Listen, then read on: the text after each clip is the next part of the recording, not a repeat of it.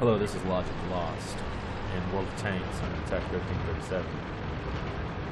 Today I am playing the Centurion Mk 7-1. Decent tank, excels at long range. And there's the predecessor, the Tier 10 FV-4202. We are on Siegfried line. We are going out the 1-2-3 line. Just us five, counting the light scout tank. This is where mediums really need to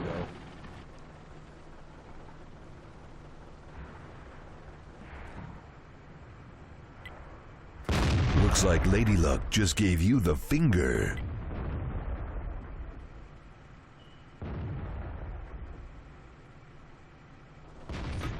Oh yeah, there's more where that came from.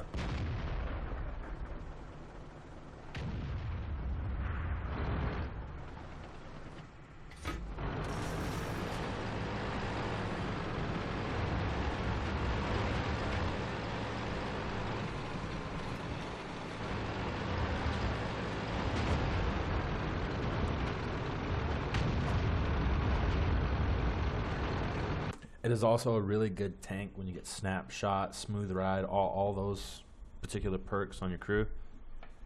It's a really good tank for mobile shooting when need be.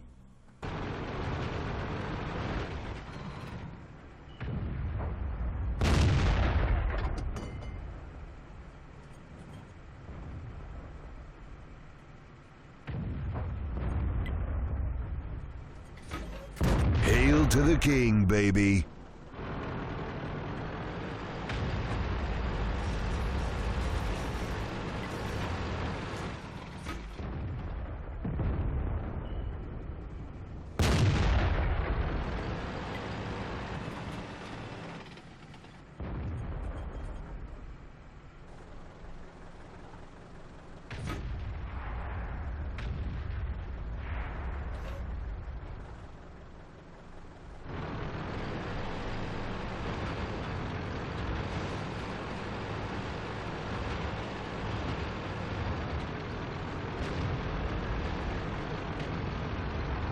But what really won us the fight in this match is when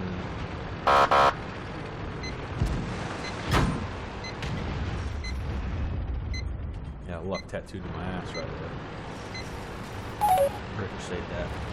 Because our city did well and they pushed and they kept pushing. If you pay attention to the mini-map, they're constantly moving and most of our tier 10s are staying in a group as like a large wolf pack. And their group is too, but ours was obviously better.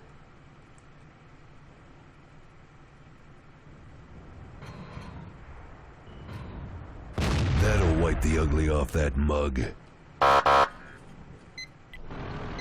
this is where I was like, shit.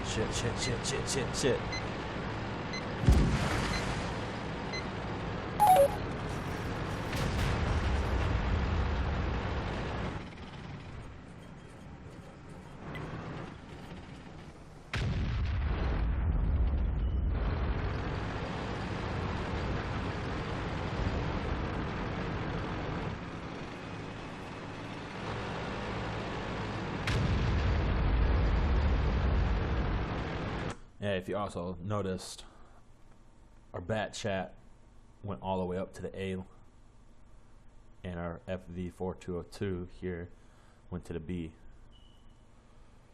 That is, this whole ridge right here is it's an half-assed hill, which can be used to the advantage of these particular tanks, including mine because of the turret. I decided when I was over here, well, these guys have obviously got better positions than I do, so I'll push, I'll spot, I'll keep them lit. That's what you are going to have to get used to as a medium tank is you got to build up a decent crew in the lower tiers, at least 3 to 4 perks, then coming into the tier 9s. When you have a medium tank, you need recon, you need repair, you also will need camo netting like I got right here, and a particular loadout like this. This is the cheap loadout because I like making money no matter how I like. I have 15 high explosive HESH rounds, or heat, and I have 15 regular high explosive. They're both HESH, but this one is considered a premium. This is the one that does a lot more damage, but your main ammo type is going to be these ones, the APCR, which are a little bit more expensive, but it's your standard ammunition, which is pretty cool. But these ones I use on like Waffle Houses, other Centurions, the side armor. We have virtually no side armor. So like scraping with this tank, unless it's a lower tier, like a tier 8 that doesn't have stupid high pen, or a tier 8 TD, you can side scrape buildings and whatnot and mitigate a little bit of damage, but more than likely it's still going to penetrate you. Our frontal armor is only 120 millimeters, which isn't that great either, but RNG will have to play in your favor on particular engagements.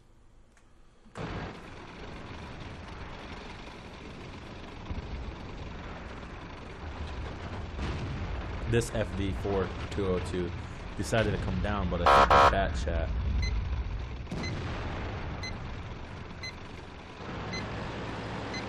Now you see me? Now you're dead. My gun's bigger than yours. Fasten your seatbelts. It's gonna be a bumpy ride. Wasn't the bat chat, it was our FV4202.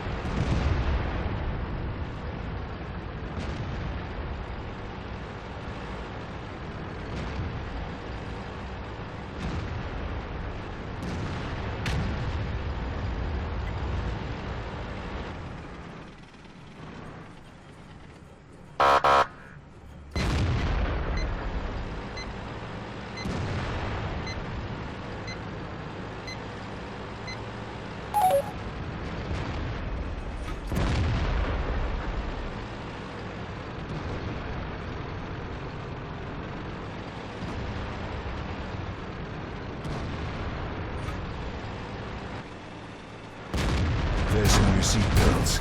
It's gonna be a bumpy ride. I see dead people.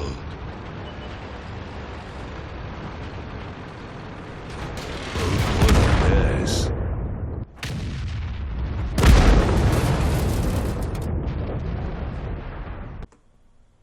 That's where I decided to pretty much try to kamikaze him. It worked out a little bit. I did a little bit more damage than just firing the one round, as you saw. That's kind of like a last ditch effort of like, yeah, there's a bunch of guys here. I'm pretty low health, so no matter how you look at it, I'm dead. But the rest of my team, as you can see, had my back. They had pushed a ridge. They had won town on this particular map. With this, like, capture the enemy base or destroy all enemy vehicles is a standard match. If you lose town, the game is pretty much lost. So everyone that goes into town on this map on a standard match needs to play their cards right in the town. Utilize the little garbage areas, the little trash, the little debris, everything. And some of the areas, if you're a small tank like the RU or the AMX series or the T71 or the T69, there are particular buildings. I want to say here, and there's one other one somewhere over in here that you can utilize your size and hide inside of one of the buildings and just lay into a tank side when they come around the corner if they're not paying attention. Most heavy tanks don't pay attention to those little cubby holes. I've actually killed 4 tanks in a T69 when I had my T69, which I will get eventually and do some videos with that. I hid in one of those holes and killed 4 tanks, and then I guess it dawned on them, hey, holy shit, he's in the building. What the fuck? Whole clip, lighting gas tanks on fire. Always aim for a gas tank with autoloaders. It's beautiful because if you hit it once and you're still shooting at the same spot, more than likely after they put it out, you're going to light that tank back on fire, and there's not a damn thing they can do about it. They just literally going to sit there and burn. That's why I loved using autoloaders. Even a little AMX 12T. That thing, if played right, and you get a tank's ass or a side, you can light the gas tank on fire. American tanks are stupid easy to light on fire. Right to left side, more towards the rear hub, you'll hit the gas tank or the motor and it'll catch it on fire. It's beautiful. It's awesome. But this was this game. We won this game. So I hope you enjoy the video. That's the particular route that a Centurion should go, because you are utterly useless unless you are somehow here sniping down long, or in this general area sniping at this angle here, which there's no cover, sniping this way or this alleyway, or at an angle this way. You're going to want to be in the field because to utilize the range of your gun and to keep the enemy at range, because if they get in close, you have virtually no armor. You're just a decent gun on the field. Hope y'all enjoyed.